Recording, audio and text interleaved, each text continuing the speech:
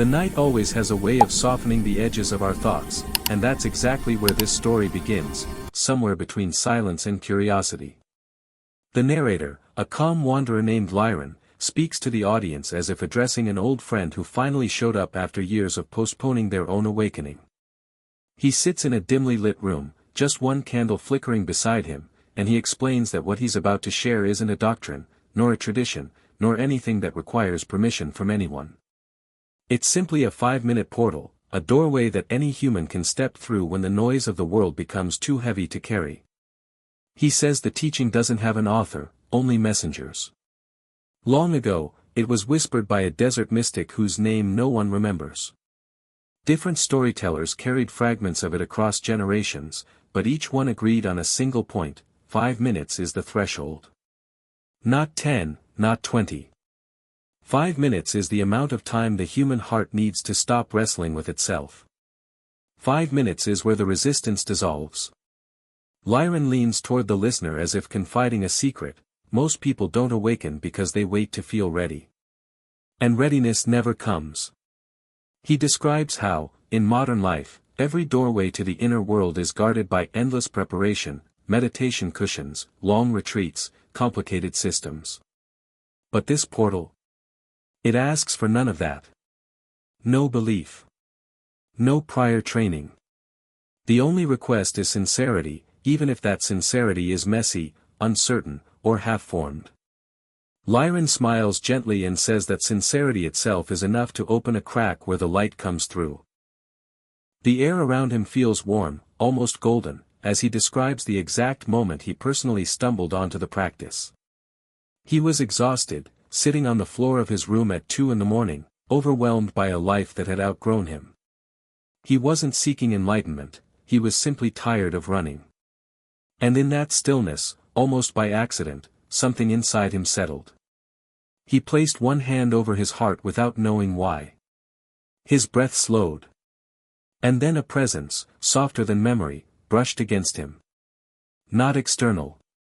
Not distant. Just there, like a familiar warmth he had forgotten belonged to him. He tells the audience that this presence shows up differently for everyone. For some, it comes as tingling. For others, as spaciousness. Sometimes it comes as silence so deep it feels like sinking into the center of the world. But in every case, it arrives only when the person stops chasing and simply allows. That is why the ritual begins before the ritual even starts, by dropping the expectation of fireworks. He warns the viewers, if you're waiting for the universe to knock loudly, you might miss how gently it always enters. Lyron then shifts tone, more inviting now, encouraging anyone listening to try it the very same night. Not later. Not someday. Not after they feel spiritually mature. Because the entire point of the 5-minute portal is that it works precisely when the person feels unprepared. Awakening doesn't need you to be perfect, he says softly. It only needs you to pause. He gestures toward the darkness behind him as if it holds an unwritten chapter of the viewer's own life. Shadows flicker like ancient echoes. The space feels timeless, not because of mysticism, but because simplicity has its own power. He speaks about how consciousness loosens when the mind stops insisting on control. How the heart opens when given permission to be honest. And how the deepest truths, the ones we spend entire lifetimes seeking, tend to appear in the exact moment we stop trying to earn them. The candlelight trembles, casting lines of gold against his face. He admits that he used to believe spiritual breakthroughs came only through dramatic experiences, traveling to sacred mountains, meeting rare teachers, waiting for cosmic signs. But when the portal finally opened for him, it was in the smallest moment imaginable. Not a pilgrimage. Not a ceremony. Just him, sitting alone on the floor, breathing without expectation. The simplicity of it humbled him. And so, he passes that simplicity to the listener, reminding them that the mystic's message was never meant for the chosen few. It was meant for anyone who has ever whispered, even quietly, there must be more than this. He assures them that the doorway is not high or narrow, it's made to be walked through barefoot, half asleep, with a heart that isn't yet sure what it's seeking. The light doesn't demand certainty, only presence.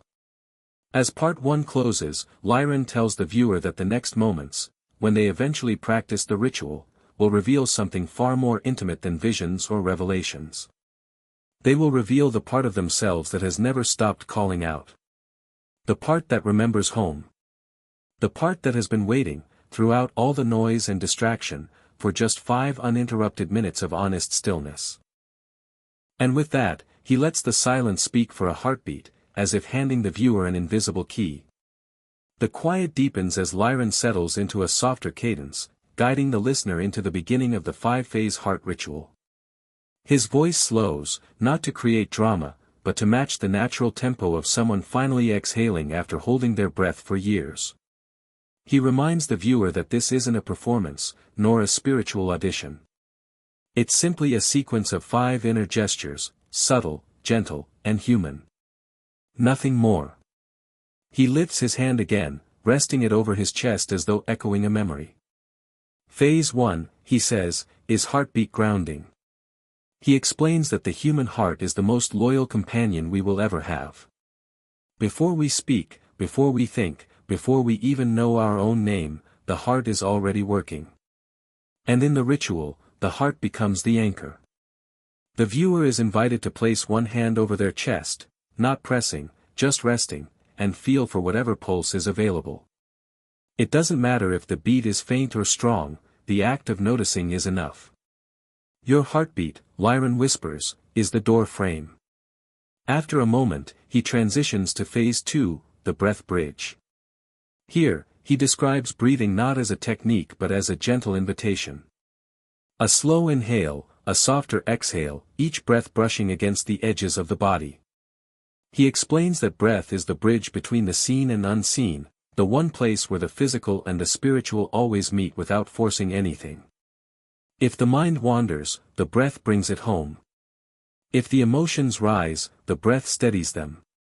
Lyran suggests taking 3 slow cycles, letting them stretch as far as they want without strain.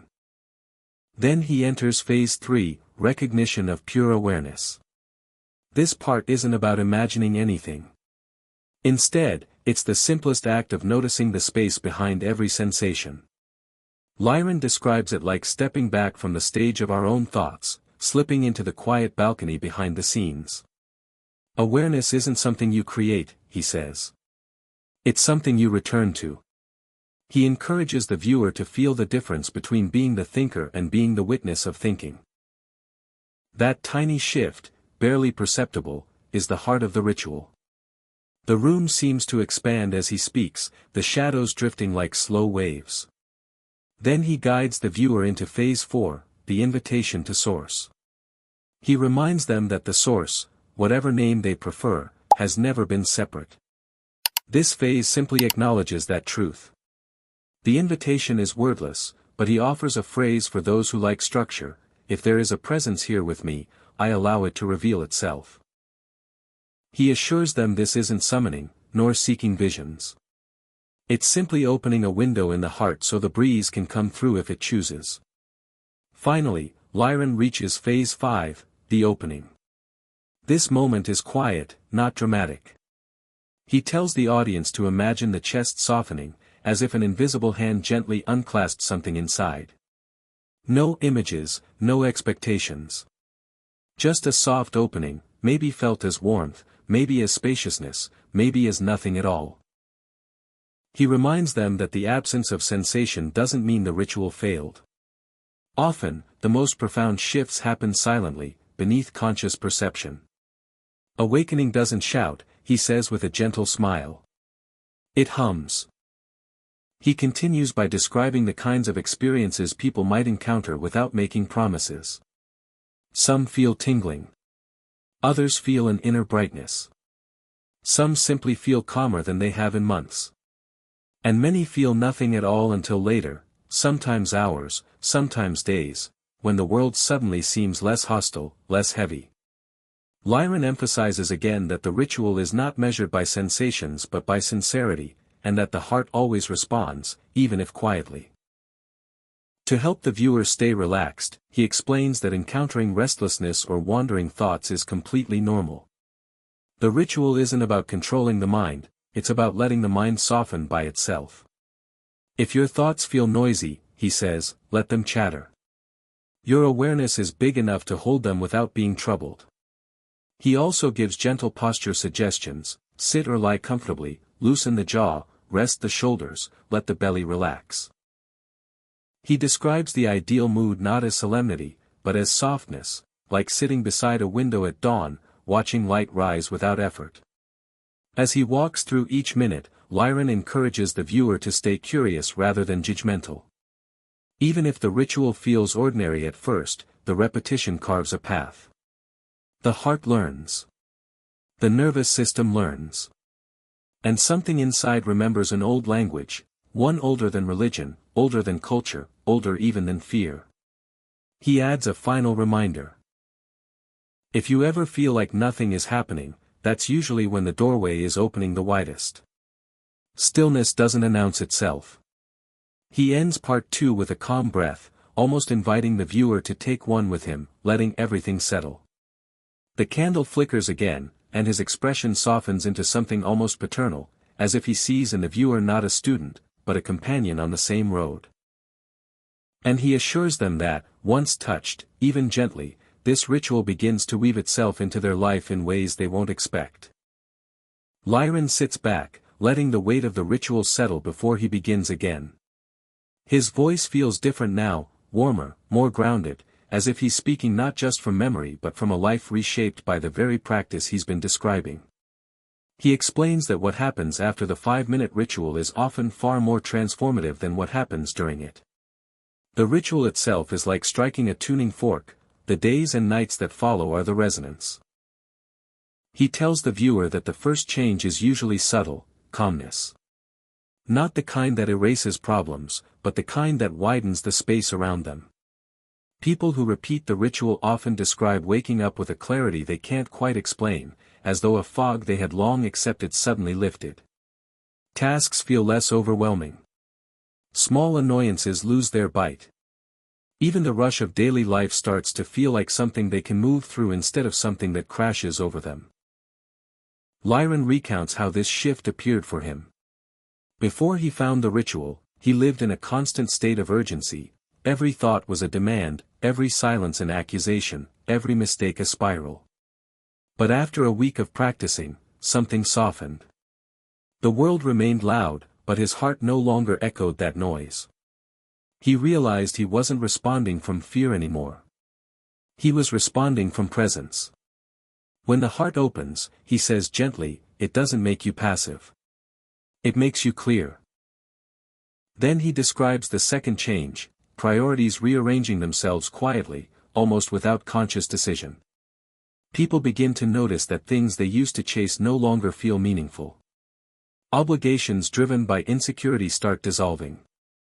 Instead, there's a natural gravitation toward what feels real: connection, creativity, honesty, rest.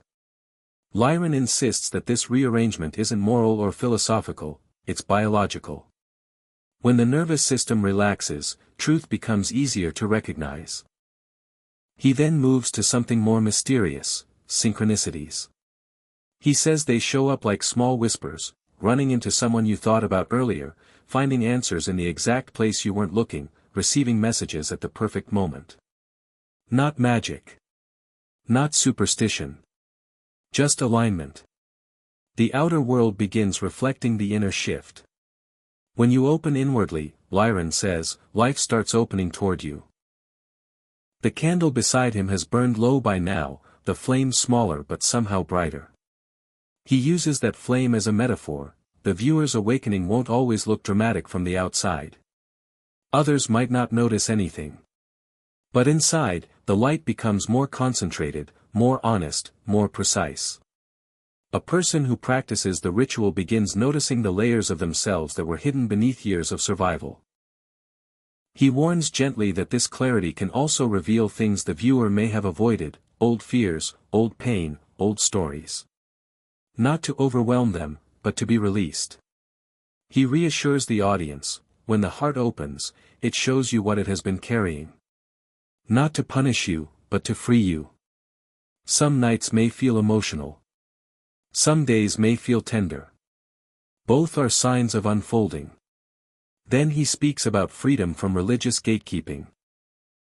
Not a rejection of tradition, but a liberation from the idea that access to the divine must be mediated by someone else. The ritual, he explains, belongs to every person regardless of belief, background, or upbringing.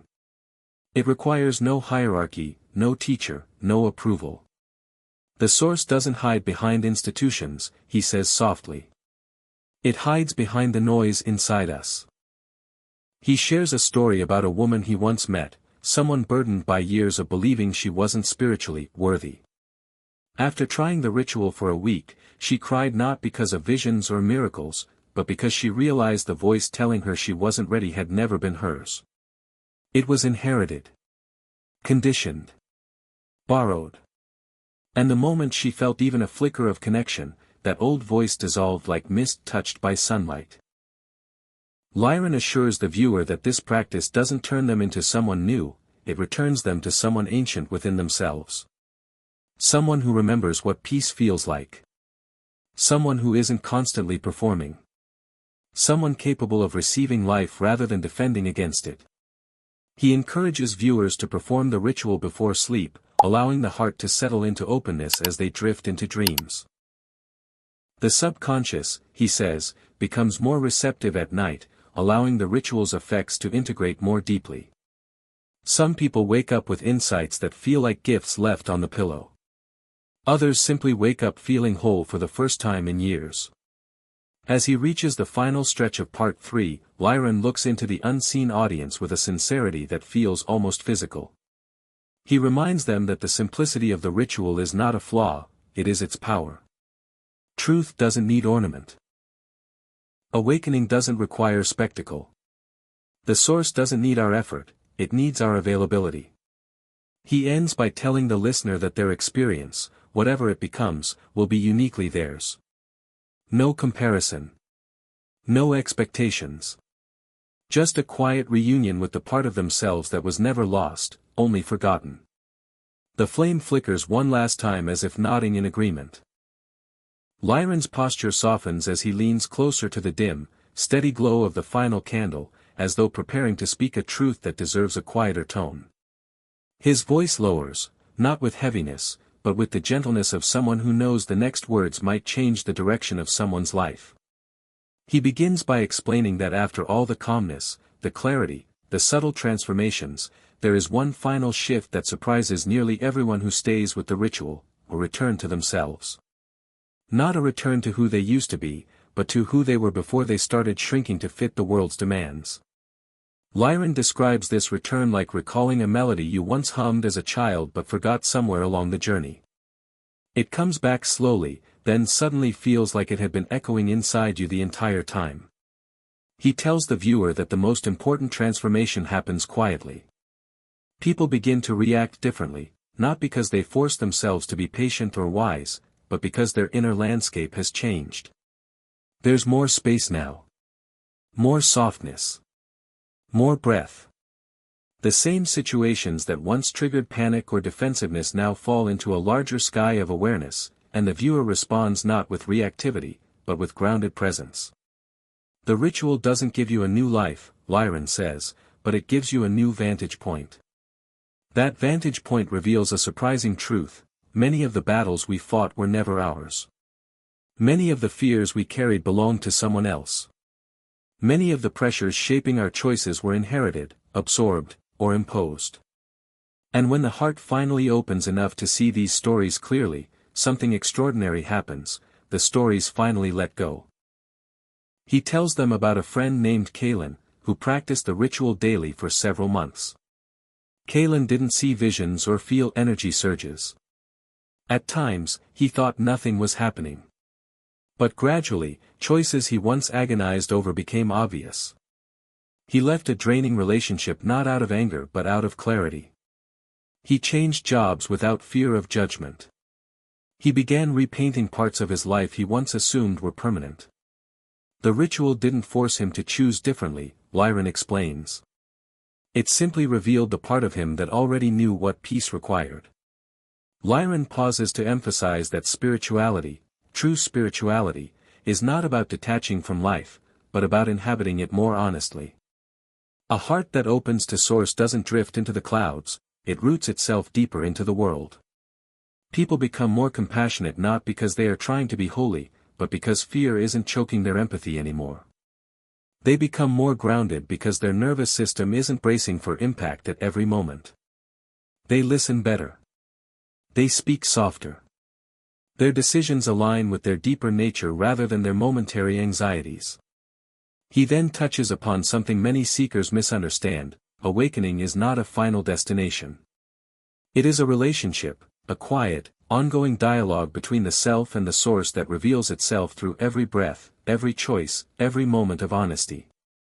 And like any relationship, it deepens with presence, soft attention, and gentle repetition.